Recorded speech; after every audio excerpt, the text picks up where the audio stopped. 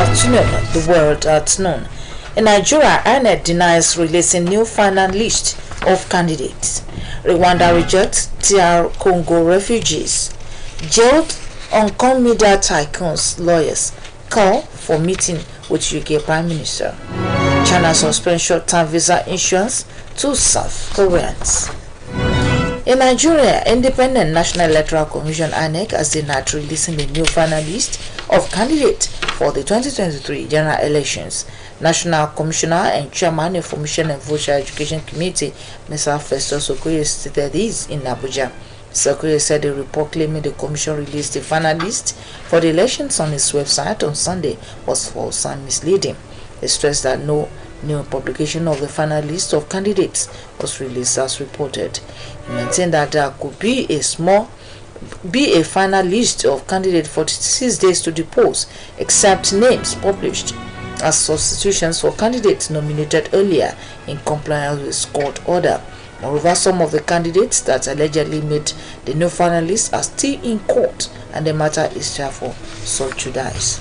The Commission warned that insecurity across the country, if not decisively dealt with, could culminate in cancellation or postponement of elections in constituencies. Rwandan President Mr. Paul Kagame says his country will no longer offer refuge to people fleeing conflicts in the Democratic Republic of Congo. Decades of instability in the east of the country have forced scores of refugees across the border into Rwanda. Mr. Kagame said the rest of the world had completely missed the point when it came to eastern DR Congo. The real threat to insecurity in his view is what he describes as the reminiscence of Hutus extremist forces who tried to wipe out his Tutsi ethnic group in the 1994 genocide. Rwanda has been accused of backing the M23 rebel group, which the country has always denied. The White House has condemned latest executions of protesters announced by Iran and said the U.S. stands with other countries in demanding an immediate cessation of the death sentences. National Security Advisor Sheikh Sullivan said that the U.S. has condemned the executions of Mohammed Karami and Shahid Mohammed Hussein, as well as 3 more death sentences was announced. 22-year-old Mohammed Gobadolo and 19-year-old Mohammed Gobane are on death row in the Rajai Shagar prison in Karachi, close to the Iranian capital. Dozens of Iranian protesters have gathered outside a prison near Tehran ahead of the imminent executions of 2 young Iranian protesters, according to videos posted online. To be recalled that Pope Francis criticized Iran for its use of the death penalty against anti-regime protesters, saying it only fuels the thirst for revenge. This is the World at Noon, coming to you from Ocean State Broadcasting Corporation, Voice of the West, Nigeria. Now, our midnight message. Time is money. Spend your time wisely. U.S. President Mr. Joe Biden and his Mexican counterpart Mr. Andres Obrador discussed stronger economic ties, fighting the illegal drug trade, and approaches to curbing illegal immigration at a meeting in Mexico City. The White House said in a statement that Mr. Biden and Mexican President also discussed incentives to promote investment in semiconductor manufacturing along the border in the bilateral meeting. Mr. Obrador is hosting U.S. President and Canadian Prime Minister Mr. Justin Trudeau for the first summit between the 3 since last 2021. Mexico has urged the United States to commit funds to Central America and the southern Mexico to boost development and stem migration from one of the poorest regions in the hemisphere, and to make it easier for migrants to get U.S. jobs. Jailed on media attack on Mr. Jimmy Lies, international legal team have asked UK Prime Minister Mr. Rishi Sunak for an urgent meeting ahead of his trial on national security charges later this year. In the letter, Mr. Lai's international legal team say they want to discuss potential ways to secure Mr. Lai's release. The lawyers described the case against me as deeply concerning and emblematic. Mr. Lai's trial is on charges of colluding with foreign forces and sedition. Could see Mr. Lai who holds British nationality, spent the rest of his life in prison. To be recalled that Mr. Jimmy Lai has already been in detention for 2 years, facing numerous charges. The Chinese embassy in South Korea has issued a notice today suspending the issuance of short-term visas to South Korean citizens visiting China for business, tourism, medical treatment, transit, or general private affairs. This is contained in a release by the China government. Information has it that the measures will be adjusted depending on the cancellation of South Korea's discriminatory entry restrictions against Chinese citizens. And here again are the highlights of the world at noon. In Nigeria, Independent National Electoral Commission (INEC) has denied releasing a new final list of candidates for the 2023 general elections. Rwandan President Mr. Paul Kagame says his country will no longer offer refuge to people fleeing conflicts in the Democratic Republic of Congo. Judge Hong Media Telecom Mr. Jimmy Lai International Legal Team have asked UK Prime Minister Mr. Rishi Sunak for an urgent meeting ahead of his trial on national security charges later this year. The Chinese embassy in South Korea has issued a notice today suspending the issuance of short-term visas to South Korean citizens visiting China for business, tourism, medical treatment, transit, or general private affairs. And that was the World at Noon, edited by Olushola Egbodofo.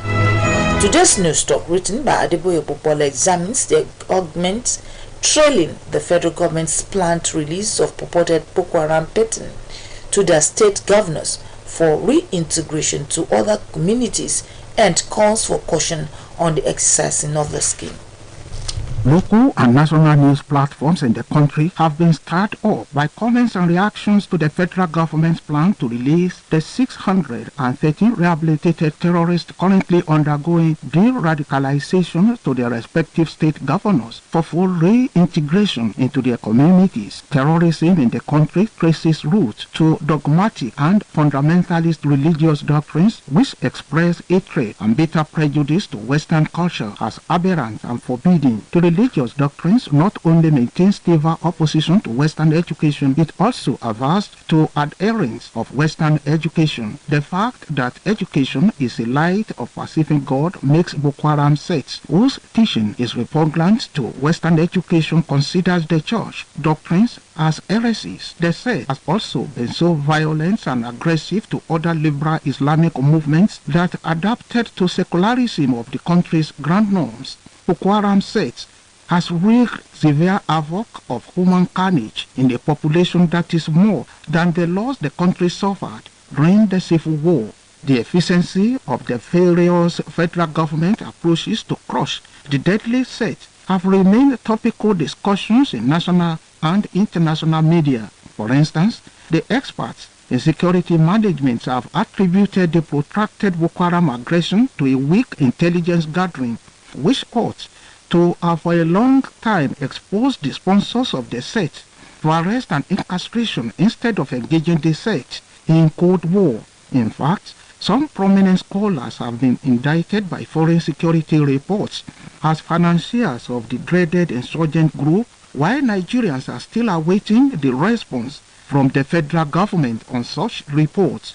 The federal government's planned release of 613 purported repentants of the sects into their communities has triggered serious arguments in view of the experience of Nigerians in the conduct of some of the members of the sect earlier granted amnesty by the federal government. In separate reactions, Kaduna State Governor Nasir Rufai and retired theater commander Operation Hadin Kai, Major General Christopher Musa, were skeptics of the sincerity of the repentant terrorists. Those who objected to their release noted that out of 800 terrorists released earlier, some of them were spied in conversation and contact with their non-penitent members in July last year. Another retired officer, Brigadier General Sonny Osman, called for a holistic approach involving unique modalities by the federal government in dealing with the issues of repentant terrorists. It is apposite to note that rehabilitative penal theory is a treatment of offenders practicing with great caution.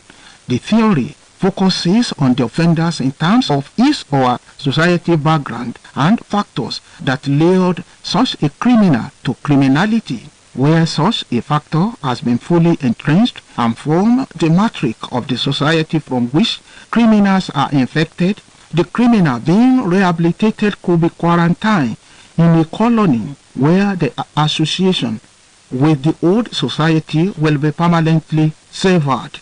In view of this, the reintegration process of the terrorists by the federal government is being expected to take cognizance of the impact of religious factor that radicalize the terrorists in the communities they will be reintegrated. Newstock proceeds that a statement credited to a popular religious scholar in the northern part of the country recently, which sensitized adherents of a notable religion in the area to vote for only a candidate that will protect the interest of Boko Haram sects, is germane in considering that religious dogmatism as a crime is the matrix of the society.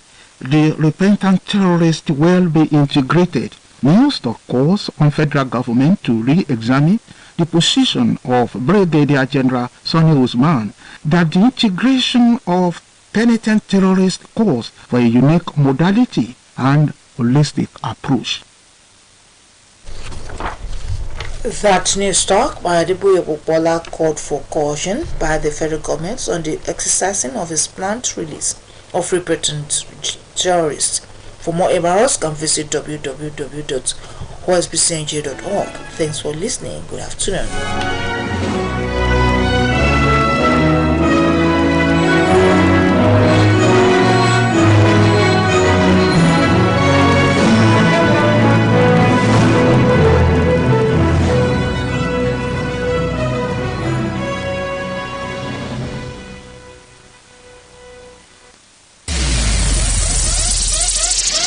It's entertaining, it's educating, really informative, qualitative news as it breaks. It's OSBC Radio 2, 104.5 FM. Numero uno south of the Sahara, voice of the West. Appreciation. The management and all the people where they work for Russian State Broadcasting Corporation, OSBC, they thank all the Obonge media agencies, advertisers, religious bodies, ministries, departments, agencies, tertiary institutions, Algon, independent presenters, and all of UNA where stand gidigba with us for year 2022 with a throwaway salute for PhD Limited, MTN, Glow Unlimited, Wavemaker Media Limited, Algorithm Media, Scout Media, Vizio, Acuity Media, Media Reach OMG, First Media Red Star, 23 Media, All Seasons Zenith, High Concepts, Media Zeal, IDEM Communication, DCO Concepts, First Marketing Services Limited, and International Breweries PLC. With the also throwaway salute they give Media Perspectives Limited, Exemplary Media, Intensity Media, Media More, Nigeria Breweries PLC, Nigeria Bottling Company, Media Fuse, Karat ICP Limited, Cadbury Nigeria PLC, PZ Wilma, Mamado Oil Company, Adrich, Andy's Communications and Events, and Industrial Development Communication. We thank all of you who stand with us for OSBC as we look forward for better relationship with all our Obonge partners for this new year 2023. Una, thank you all. You are live.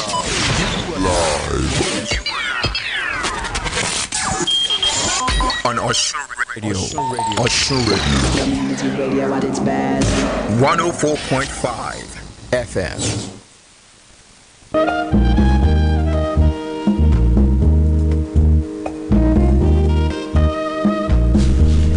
Still on OSBC Radio 104.5 FM Oshobo, Voice of the West Nigeria.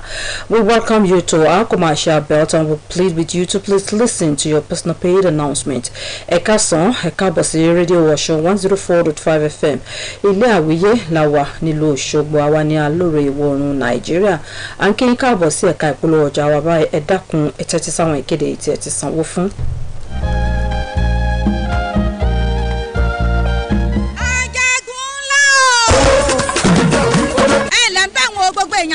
Ọmọ yín ọ̀rẹ́ yín olólùfẹ́ yín ló ní jíṣẹ́ ayọ̀ kìlọ̀ fún yín olùdíje ipò ilé aṣòfin àgbà láàrin gbùngbùn Ọ̀ṣun lábẹ́ àṣẹ ẹgbẹ́ òṣèlú PDP Olúbíyì Fádèyí Ajagunlá ọmọ ti fún tẹ̀dọ̀ òṣèlú tí tún ṣe gbajúgbajà nídìí ètò ọrọ̀ ajé lẹ́yìn àti lókè òkun ló ní kí n wí fún gbogbo èèyàn tó ti tó bòdì láàrin gbùngbùn Ọ̀ṣun láti tún yáyá jáde dìbò fún olùdíje ipò ilé aṣòfin àgbà láàrin gbùngbùn Ọ̀ṣun lábẹ́ àṣẹ ẹgbẹ́ òṣèlú PDP bẹ̀rẹ̀ láti ìlú Òṣogbo Dágbólu Èkóǹdé Ìkìrun Ọba Àgùn Ẹ̀rípa Ìré Àgbà Ọ̀rọ̀rúwọ̀ Ọ̀táyégbadú Ìgbàjọ Ọba Ilé Ọba Òkè Ìrẹsì Ìníṣà àti gbogbo òlú tí ń bẹ láàrin gbùngbùn Ọ̀ṣun Ọ̀ṣun Central Ajagunlá olùdíje tó tó gbangba sùn lọ́yẹ́ láti ṣojú wa nílé aṣòfin àgbà pẹ̀lú àfojúsùn ìtẹ̀síwájú nídìí ṣíṣe ìrànwọ́ fún ètò ẹ̀kọ́ ìpèsè àwọn nǹkan amáyédẹrùn ìtọ́jú àti ìlera tó péye fún àwọn àgbàlagbà wa ètò ààbò tó pójú owó àgbélárugẹ ètò ọrọ̀ ajé àtọ̀rọ̀ àṣà ohun ibùdó ìgbafẹ́ làwọn ọba aláyé láàrin gbùngbùn Ọ̀ṣun ti fàtìlẹ́yìn hàn fún nítorí àpọ́nlé àti bó ṣe ń buyì fún àwọn ọba ní ẹjẹ́ dìbò wa fún láti lọ ṣojú wa nílé aṣòfin àgbà l'Àbújá Olúbíyì Fádèyí Ajagun ńlá ló kájú ẹ̀ ẹjẹ́ gbárùkùtì ká lè rere ìjọba tiwantiwa jẹ láàrin gbùngbùn Ọ̀ṣun. ẹ bá Ajagun ńlá hàn mí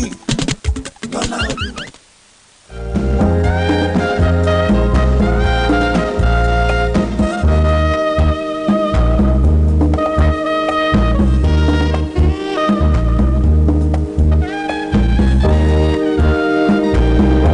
Please listen to this public service announcement. It has come to the attention of OSBC management that some persons have encroached on the undeveloped piece of land that belongs to the corporation along Ibokun Road, Okebale, Osogbo. Members of the public are hereby notified that the OSBC has not commissioned anyone to allocate or dispose of the land in any form. The government of Osun State has custody of the land through acquisition and documented appropriately. Anyone caught encroaching or trespassing on the said land will be prosecuted. Announcer OSBC management. Ẹ tẹ́tí sí ìkéde pàtàkì yìí ó ti dé sí etí gbọ́ àwọn aláṣẹ iléeṣẹ́ ìgbóhùnsáfẹ́fẹ́ OSBC wípé àwọn èèyàn kan tí ń wọ orí ilẹ̀ iléeṣẹ́ wa tí a kò tí ì kọ́lé lé lórí lólú iléeṣẹ́ wa òpópónà Ìbòkun Òkèbálẹ̀ Òṣogbo. À ń fi àsìkò yìí kéde sí etí gbọ́ gbogbo ẹ̀yin aráàlú wípé iléeṣẹ́ OSBC kò rán tàbí fún ẹnikẹ́ni láṣẹ láti pín tà tàbí ṣe ohunkóhun lórí ilẹ̀ wọ̀nyí. Ìjọba ìpínlẹ̀ Ọ̀ṣun ni ó ní àṣẹ ilẹ̀ náà àwọn ló sì ní ìwé ẹ̀rí tí ó fìdí rẹ̀ múlẹ̀ gẹ́gẹ́ bí dúkìá ìjọba. Ẹnikẹ́ni tí ọwọ́ bá tẹ̀ lórí ilẹ̀ iléeṣẹ́ OSBC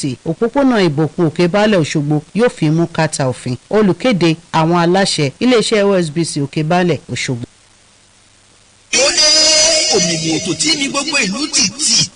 obìnrin láyé yìí o yìí láyé yìí. ayé tó tó fún un tamọ̀tìyẹ títa ọmọ lójú ọlọ́mọ. àṣà gbàgbọ́ tí gbọ́mọ ọlọ́mọ lójú ìyá ẹ̀. ẹ gbọ́ bí bàbá ń fọmọ bíbí inú ẹ̀ ṣògo. ẹ̀gbọ́n ń fàbúrò ṣètùtù nítorí àtijọ́ èèyàn lókè pẹ̀. ọ̀rẹ́ ò rẹ́ dẹnu máa o.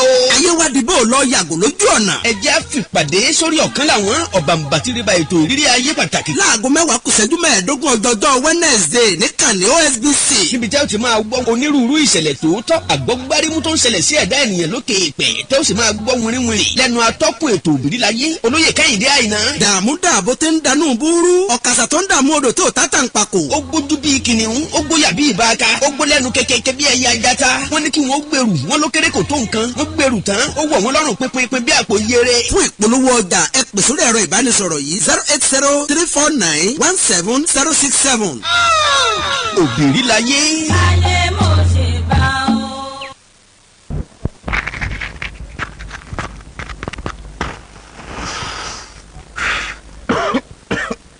ọ̀rẹ́ mi ò sí mu sìgá yìí náà. ọmọ tètè bárakú nínú ìgbà kan bó lọ́wọ́ mu.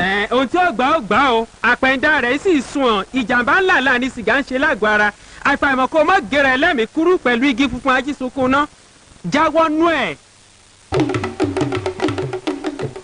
OSBC rédíò ilé àwíyé lókè balẹ̀ lóde Òṣogbo ibẹ̀ láwà tá ń dábí ẹ̀dùn tá ń rọ̀bì òwe tá ń gbẹ́sà tí ìṣe Yorùbá lárugẹ ìròyìn tó gbámúṣé eré ìdárayá ìpolówó ọjà àṣàtẹ̀sìn gbígbé lárugẹ àwọn ètò lọ́kan òjọ̀kan tó ń kọ́ni lọ́gbọ́n tó ń fúnni lóye tó tún fúnni ní làákàyè ẹ má gbé kúrò níbẹ̀ ó jàre OSBC rédíò ní kí ẹ máa gbọ́ o èmi ò di ọ̀gẹ́ alámọ̀yàn ni mo ń wí pé OSBC rédíò 104.5 FM ilé àwíyé òkè balẹ̀ lóde Òṣogbo ibẹ̀ gangan lórísun ìgbádùn.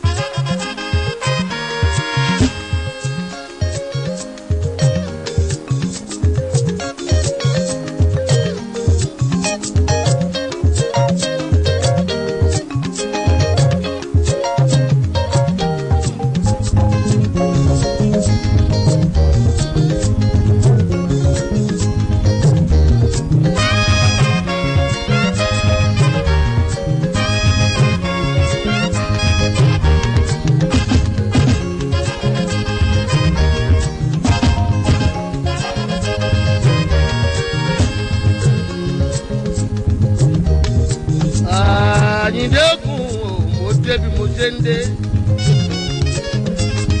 Bí mo bá wí o wọn ni mo tún dé.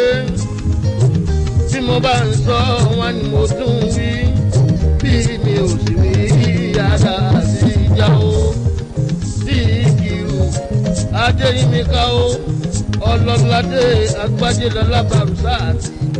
Ọlá tó ń bí wọn nínú orí gbogbo wa ò ní burú. Láyé láyé àmì àṣẹ.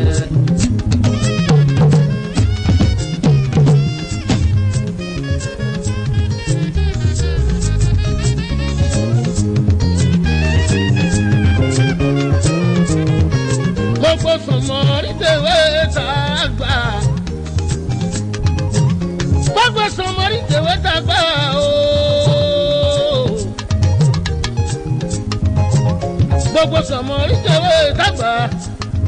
Bàbá jẹ́ ká borí ìyẹ̀ dárayá. Ẹ jẹ́ ká fẹ́fẹ́ ìyẹ̀ dárayá o.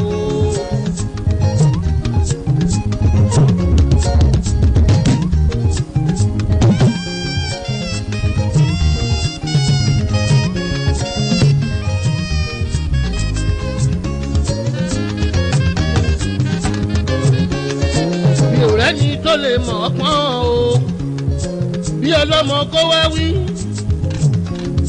bàbá rẹ̀ ni tó lè mọ̀ ọ́ pọ́n o bí ọlọ́mọ kó wá wí.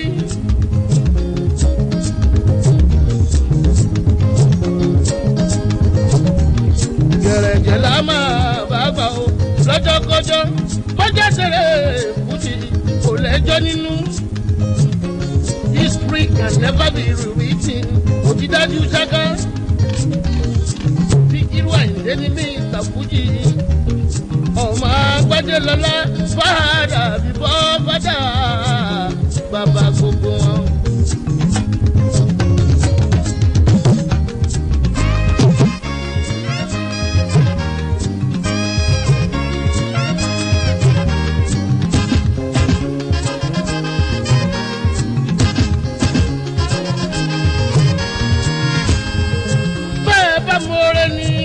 Kẹ́rì sí rárá o. Bẹ́ẹ̀ bá mọ̀ọ́rẹ́ kò yẹ kẹ́rì sí rárá. Bẹ́ẹ̀ bá mọ̀ọ́rẹ́ ni kò yẹ kẹ́rì sí rárá o. Bẹ́ẹ̀ bá mọ̀ọ́rẹ́ ni kò yẹ kẹ́rì sí rárá. Bí irú Àyìndé sọ̀lù di nǹkan. Lọ́ládé Àyìndé sọ̀lù di nǹkan. Tọ́ni fújì ralẹ̀ mọ́lẹ̀. Tọ́hún ralẹ̀ tó ń kọ́lé mọ́lẹ̀. Tọ́n fi fújì ṣéun rere Olúwa ló wí àmọ́ bẹ́ẹ̀.